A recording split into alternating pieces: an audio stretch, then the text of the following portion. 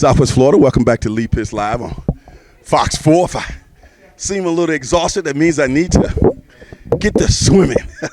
Anyway, when you host a symposium of this magnitude, there's a lot of concentration involved, and I was so thrilled to be a moderator again for what is becoming a oasis in our community in terms of community engagement. Mount Hermon Ministries is just taking us to another level, and I'm so thrilled that after this symposium we'll get a chance to talk to some people who were very involved in the panel discussion. So let's get your names and titles, and we'll roll from there.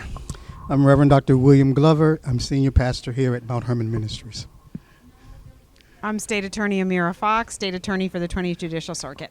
And it's not every day we get the state attorney on our television show, and so we're so thrilled to have her here along with Pastor Glover. Pastor Glover, first of all, give us the name of this symposium that took place and what was its purpose. The Clergy Symposium on Systemic Justice and Policing Communities of Color.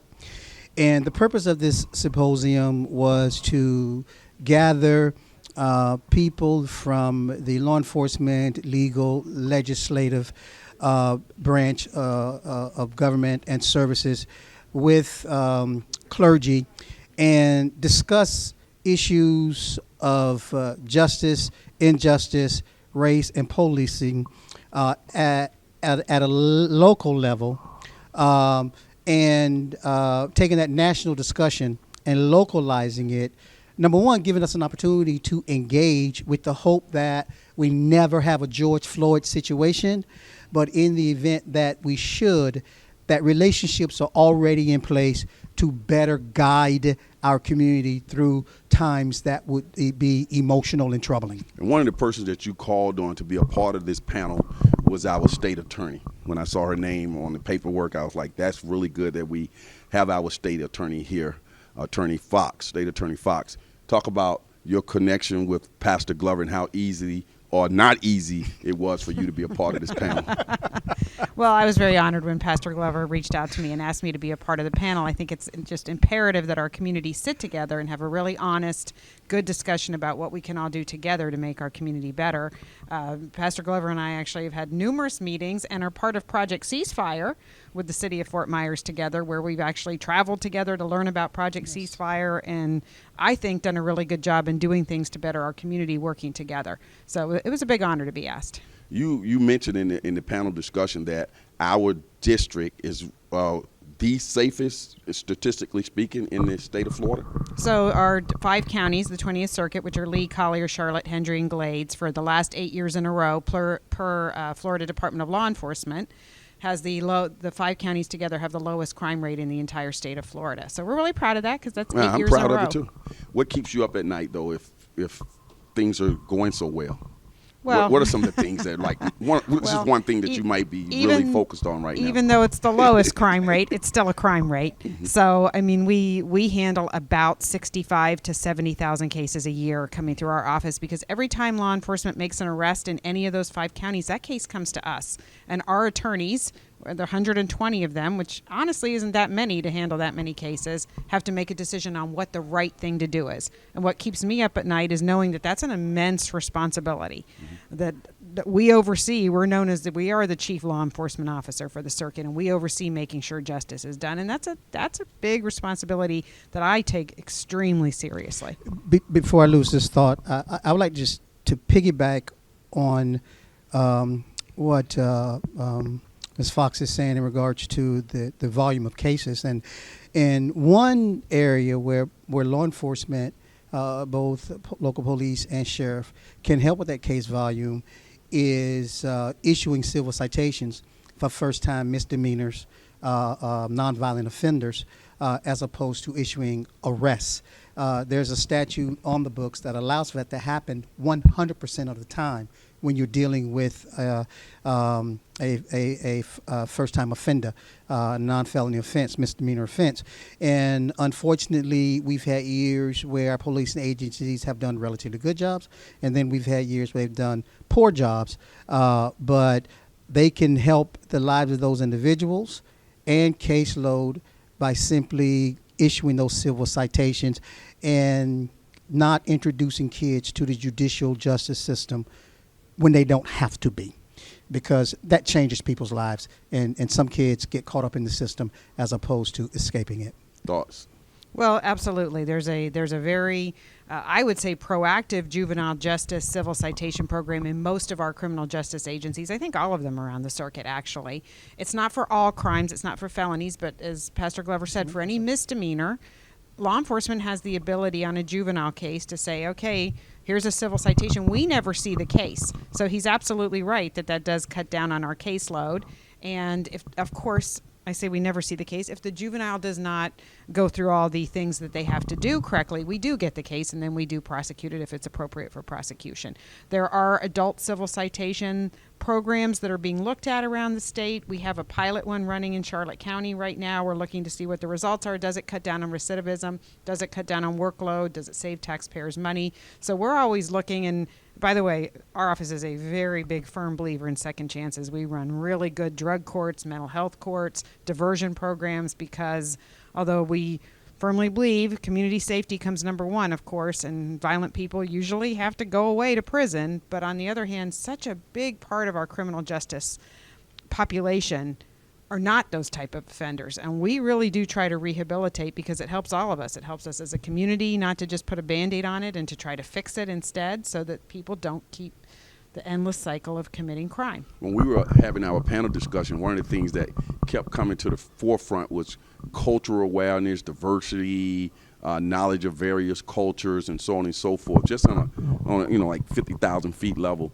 What's your thoughts around that, State Attorney? Well, it's very important. I mean, I think that everyone who works in a community, whether it be the state attorney or the police chief, the sheriff, everyone has to understand the different cultures within their community, how to relate to them, how to gain their trust, and vice versa. So we believe very firmly in our office, and I think our law enforcement agencies do too, that it's important to educate and make sure that our attorneys, our law enforcement officers understand that different cultures are different and may react a different way to something. Pastor Glover, when I talked to former Chief Eves today, prior to the symposium, he said that he thought that it's skewed one-sided in terms of blaming law enforcement officers, anti-law enforcement officers, and not only locally but just nationally. What do you think about his comment in that way? Well, I can understand how an officer who is doing the right thing the right way feels as if it's skewed against them as an individual, because they are doing the right thing. That's why I think it's important, at least from our end, when we talk about justice and injustice, systemic justice and injustice, to be clear that this is not an indictment on every law enforcement officer. We need policing in our community. We need good, effective policing in our community. That does not negate the fact that oftentimes there are things systemically wrong and are unjust that need to be addressed, and it does not negate the fact that there are officers who should not be policing.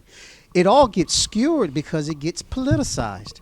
It gets skewed because other individuals have other self-interest at work that isn't really driven by what's good for the community. So to get at those issues, we have to sift through all of those woods to get to a point to where, we talk about community, and that has taken on a specific connotation, but community in our context is Lee County. And we have to make certain that the laws, both in application, administration, is applied the same, and I think that'll go a long way towards eliminating some of these feelings of distrust. One of the centerpieces of our discussion this evening in this symposium was the Black church.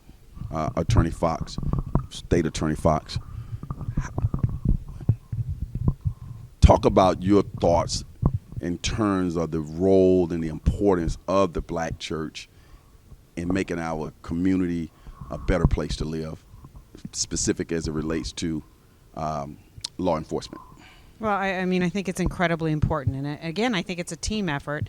I myself, as you heard during the symposium, have reached out to different clergy members, different members of the community like Attorney North, and said, what can we do to make people's lives better so that there isn't a cycle of crime? What do we need to do as prosecutors? What do we need to do as law enforcement? And I think the church really plays such a strong role in so many people's lives and is so important in saying, we can help. What can we do to make things better for you? And I just think it's such an integral part of the community, and without it, the community would be so much worse off. Mm-hmm. And I loved seeing all the different clergy up here talking about what we do together to help people. Because if we don't help people, then we continue with cycles that we don't want to see. What do you hope that people took away from this symposium? I hope that people see, and I said it in my closing, that it is possible to sit around a table, a bunch of folks who are different from each other, maybe have somewhat different viewpoints, and talk about it reasonably, peacefully, and get somewhere with it, that there can be really productive conversations done in the correct way. So I really hope people took that from this. Pastor Glover, I've seen you over the last 10 years or so in particular. You have been very passionate about recidivism. You have also been very passionate about individuals who were incarcerated. Once they get out, get the opportunity to get employment and other things else, to become a part, fit back into society. I think we changed the no check, the check the box. You can elaborate on that. Yes. And you were a big leader of that. I just want you to just, in general, because this is nothing new to you, but George Floyd has brought a lot of the things that you've been working on for a long time to the forefront, and you can be very important going forward in terms of your knowledge. You've really studied up on this, so I'm just going to let you just kind of talk about those types of things that I just mentioned. Well, thank you, Lee. And I just think that it's important that we not allow the opportunity of the moment to be missed. Because in a tragic but organic way, discussions on justice, injustice, systemic injustice, racism, how it impacts our lives, has risen all the way up to the federal level. Mm-hmm. So this is an opportunity for the church and people of good conscience to begin to engage. I use the term, systems. And here's what I think is important. It's one thing for me as an individual clergy to have influence and goodwill. It's another thing for clergy and congregations to organize and pool our influence into lobbying power. Because when we talk about changing systems, we have to understand police unions are a strong lobby. They've got lots of money and they got lots of people. And at the end of the day, typically, that's who wins. So at a very grassroots level, and part of the organization I'm involved in, seek to organize congregations for direct community action, because we may not have as much money as the corporations and lobbying agencies. We do organically have a lot of people that represent a lot of votes locally, and if we can synergize that around systemic justice causes, by the way, which work for improvement for the county at large, not just a specific demographic, then we will be of a great service to the community. So I just think recognizing the power we have and organizing that and engaging in the public square. Long answer, but State Attorney Fox and I, we've been around the table right. over the years dealing with many of these issues, and some of it created tension. But here is what I can say. When you're dealing with people of goodwill, regardless of what side of the table you're on, you can find some resolution. Right. And I'm happy to say successfully on many of these very difficult issues, we have found some resolution. So you don't necessarily always have to agree. You just have to understand the difference between personal relationships and private relationships and how to make them work. And State Attorney Fox, you are not law enforcement per se in that way, but all the law enforcement agencies in your district, I keep saying district. Circuit, okay. Same idea. Right. They interface with your office yes. on a regular basis, so you guys are constantly interfacing. Do you sense a higher sense of alert, awareness, culture change, shift in how law enforcement in your circuit is thinking now? Is that like a high priority as a result of George Floyd? I think law enforcement is very aware. I think they always have been aware. I think this brought it much more into the public purview. I think our local law enforcement agencies are very, very aware and agree that what happened in that case is horrendous. And none of our law enforcement, of course including us, would ever want to see anyone ever do that again to an individual, especially with others standing by watching. So yes, I think it brought to their attention, we want to make sure in our agencies that nothing like that ever happens, and what do we need to do to make sure of that. And I think they've been extremely aware, continue to be extremely aware, and try very hard to do, as I told you earlier, when I was in charge of special prosecutions, where law enforcement calls us to say, do you think this is a crime? What do we need to do about this? What do you think about this officer? I was inundated with phone calls from our local agencies because they really don't want any bad apples, because when you have bad apples, it makes law enforcement as a whole look bad, which we all know is not the case. They work really hard to protect all of us. At your level, in your office, do you find that there's need for more diversity in opinions around, just when you look at your office, when you're in your meetings and you see the faces in the different cultures, do you feel that can be improvement there?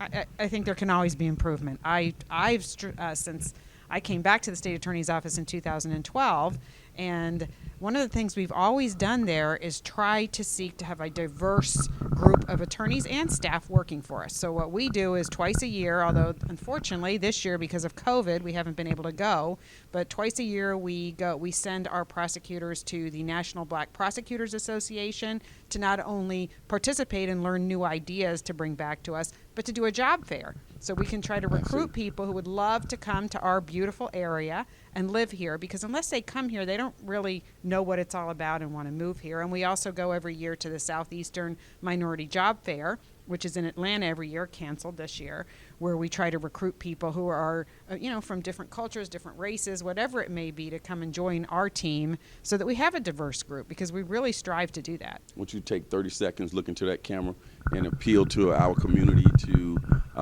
keep the conversation going? Yes, I would love to see members of the community participate in conversations like this, our law enforcement officers, our clergy, and most importantly, the people just out in the community who are watching this. It's just imperative that we all come together to seek to do what's right. And when we do that, I'm hopeful that we won't have any incidents like we've seen nationally. And we just live in a great community where people don't choose to do anything other than protest peacefully, which has been very nice. Same thing. I think it's important to continue the dialogue. I think it was very important and valuable to have State Attorney Fox, Representative Fitzenhagen with us, former Acting Chief Dennis Eads, and Attorney Joe North, to give us perspective from those various disciplines of law enforcement.